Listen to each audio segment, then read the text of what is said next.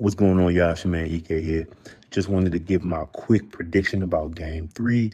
Obviously, my Game 2 prediction was definitely off. I had the Spurs winning Game 2 by about 11 to 12 points. That was completely wrong. So, with the series now shifting to Madison Square Garden for Games 3 and 4, I really feel like the Spurs got to get one of these two games. Obviously, if they don't, they get swept. They go home. With that being said, I think the Spurs are going to pull it out tonight. And I know I'm probably setting myself up to be wrong again, but this is my reasoning, right? I feel like Victor Wembanyama is going to come out super aggressive in the first half. Like I said, in game two, he only had 7 points in the first half, and he really came on in the second half of game two with 22 points and finished that game scoring 29 points on 11 to 21 shooting.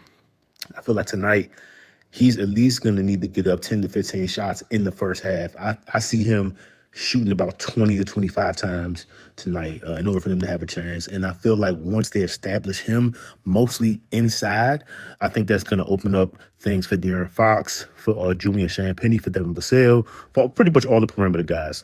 And also, I feel like De'Aaron Fox can just take more on-ball reps. If he takes more on-ball reps, I think he's going to be able to really exploit the matchup that he was pretty much on the road to exploiting at the end of game two with Jalen Brunson guarding him. But like I said, that remains to be seen because if Mitch Johnson doesn't establish Victor Wembanyama, if De'Aaron Fox struggles offensively and things of that nature, the Knicks can definitely make this a blowout early. And when I say early, I mean I'm talking about halfway through the second quarter. This could be a 10 to 15 point game in the Knicks' favor. And if that happens, I don't know if this person is going to be able to come back from that in Madison Square Garden the way it's going to be rocking tonight. So with that being said, man, I got the Spurs winning. I'm going to say they win by 6.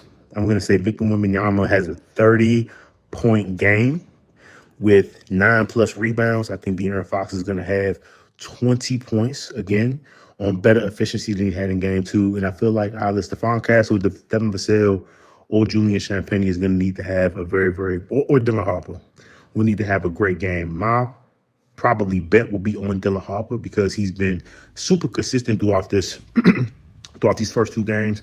And I think him coming off the bench, he's going to be able to provide a lot of offensive versatility that the Knicks haven't really been able to stop this thus far. So with that being said, I got the Spurs by 6. Wemby's going to score 30, 9+ rebounds. De'Aaron Fox is going to have another 20-point game.